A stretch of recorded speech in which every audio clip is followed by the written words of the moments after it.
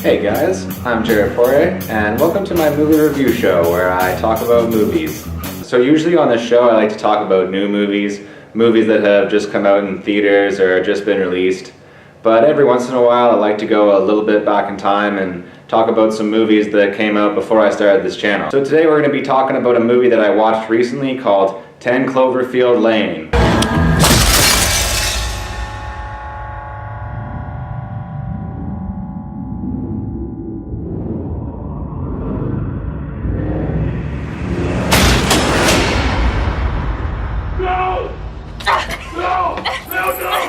No!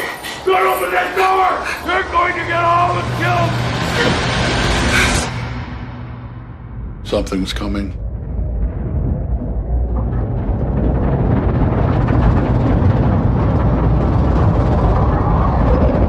So 10 Cloverfield Lane is a movie that I heard about quite a while ago. And in the years since it's come out, there's really been a lot of positive buzz about this movie. A lot of people are really praising this movie, so I was pretty excited to see it. And now that I have seen this movie, I can really say that I understand what all the buzz is about. So the first thing I want to do is just give you guys a basic introduction to what this movie is about. Then I'm going to talk about the things that I liked in this movie, and there were quite a few things that I liked in this movie. And then we'll go into some criticisms that I have of this movie, and at the end we're going to get into some spoilers. So the first thing that I really liked about this movie is how suspense is kept up throughout the movie.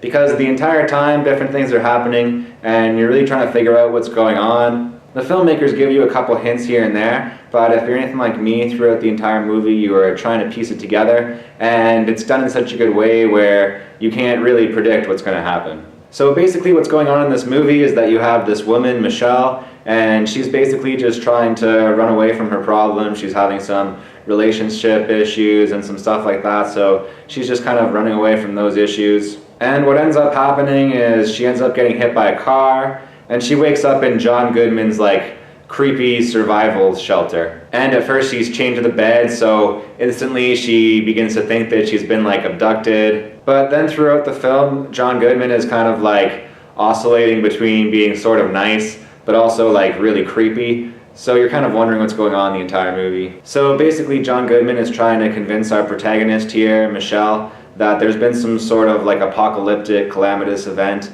on the surface, and that the only people that are alive are her and John Goodman and the other guy that are in the bunker, and everybody else has been killed by this attack. And initially when Michelle's in this bunker, she doesn't really believe that there's been this apocalyptic level event outside, but she gets more and more evidence that John Goodman is actually telling the truth here. At first she goes out to the back of the bunker and she sees that John Goodman's pigs are all dead and shriveled up in the backyard. And then there's another scene later on where this woman runs up to the window of the bunker and her face is all deformed and bloody and bubbly. So yeah, you definitely know that there's been some sort of biological or chemical attack or something going on outside, but I actually really liked that scene. I thought that was really well done, really scary.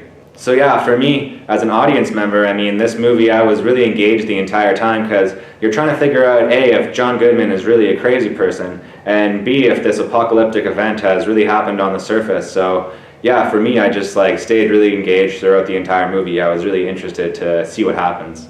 Another really good thing about this movie is John Goodman's performance, and John Goodman is really good at riding that line between being a crazy person and being kind of a folksy nice guy. It's hard to really say which side of that line he ends up on, so I enjoyed watching him kind of play both of those characters in this movie and keep the audience guessing as to what kind of psycho this guy really is.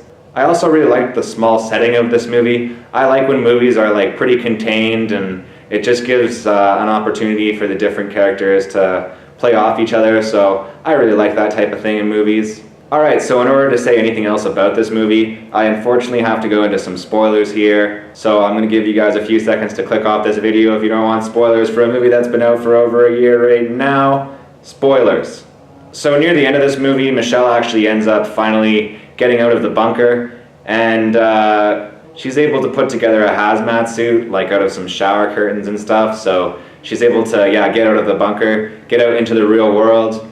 And what she finds is pretty surprising. There actually has been an alien invasion, and the aliens have this chemical that they can just spray over an entire area and depopulate the area, basically like a pesticide for humans.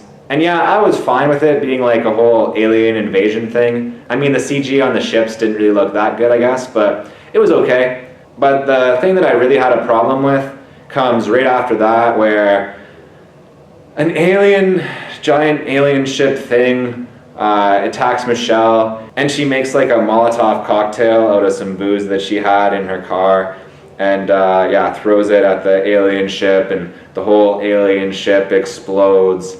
And yeah, I really could have done without that whole thing, but that whole part leads into something that I really like, because we actually get a pretty satisfying arc for our character Michelle here.